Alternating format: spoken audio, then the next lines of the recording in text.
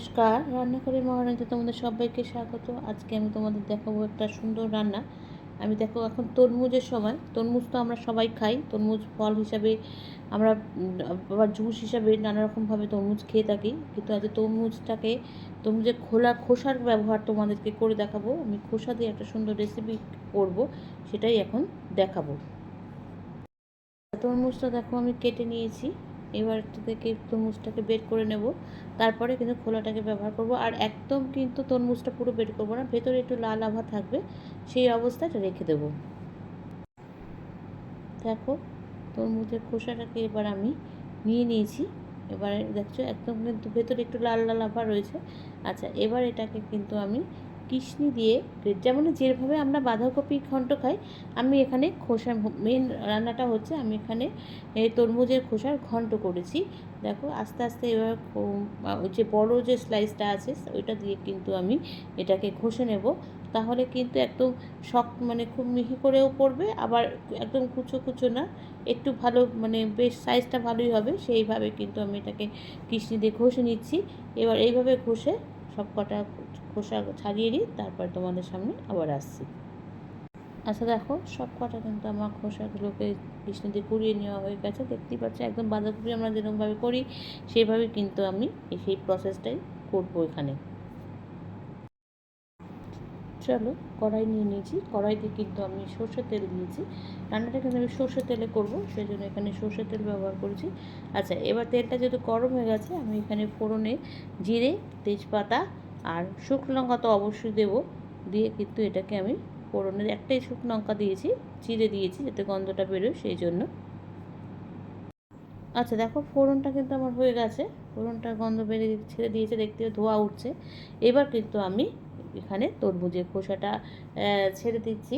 তরমুজের খোসাটাকে যে মানে আমরা বাঁধাকপির প্রসেস যেভাবে রান্না করি সেভাবে, তবে আমি এখানে আলু ব্যবহার করব না, শুধুমাত্র তরমুজের খোসাটাই ব্যবহার করবো। আর সত্যি খেতেও কিন্তু একদম বাঁধাকপি যেভাবে হয় ঠিক সেরকম হয়েছিল।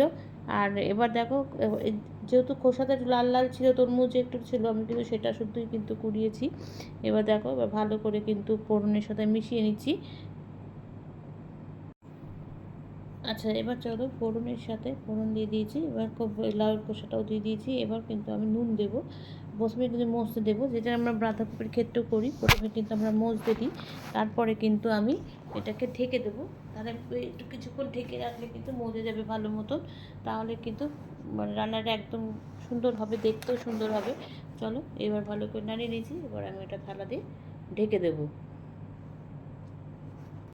আচ্ছা, এবার দেখো ঢাকনাটা তুলে আমি দেখাচ্ছি কতটা মজে গেছে।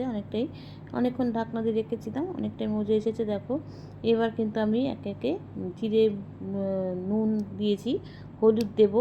আচ্ছা, কাঁচা লঙ্কা দিয়েছি আমি এখানে দুটো, একটা চিড়ে দিয়েছি, একটা আস্ত দিয়েছি, কেন আমার যেহেতু পরিমাণে বেশি না সেহেতু লঙ্কা বেশি দিই, কেন এইসব রান্নায় আবার একটু মিষ্টি মিষ্টি হলে খেতে ভালো লাগে, ঘন্ট টাইপের জিনিসগুলো।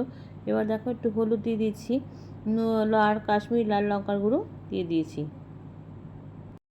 আচ্ছা দেখো আমি কিন্তু এখানে আবার ঢেকে দিয়েছিলাম, যেহেতু এখানে আমি হলুদ, লঙ্কার গুঁড়ো দিয়ে এটাকে ভালো করে মিশিয়ে নিয়েছি, নিয়ে আবার কিছুক্ষণের জন্য এটাকে ঢেকে দিয়েছি।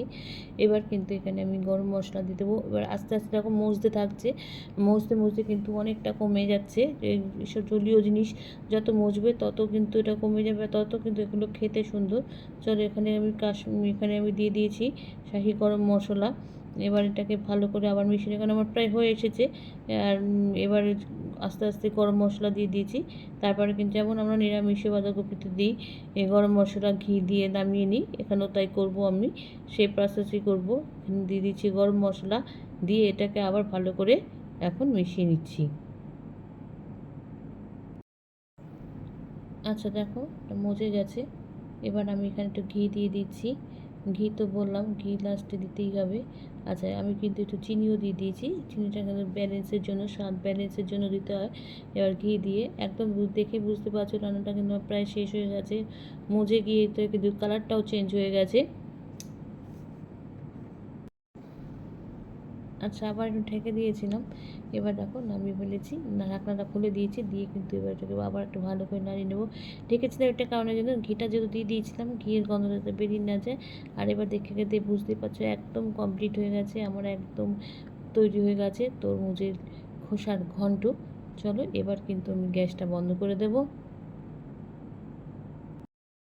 আচ্ছা, হয়ে গেছে কিন্তু আমার একদম তরমুজের খোসার ঘন্ট। তাহলে কিন্তু তোমরা কিন্তু বাড়িতে একবার দেখতে পারো করে, বাঁধাকপির মতন একদম খেতে হয়েছিল। তোমরা একবার করে দেখো, যদি ভালো লাগে আমাকে কিন্তু জানিও লাইক, কমেন্টস আর শেয়ারের মাধ্যমে। তাহলে তোমরা যারা আমার চ্যানেলটাকে সাবস্ক্রাইব করে আমার পাশে রয়েছে তাদের জন্য রয়েছে অসংখ্য অসংখ্য ধন্যবাদ। আর যারা এখনও করোনি তারা প্লিজ চ্যানেলটাকে সাবস্ক্রাইব করে আমার সঙ্গে থেকো। তাহলে তোমরা সবাই সুস্থ থেকো, সাবধানে থেকো, ভালো থেকো। চলি, টাটা। দেখা হচ্ছে পরবর্তী নতুন কোনো রেসিপিতে তোমাদের সঙ্গে।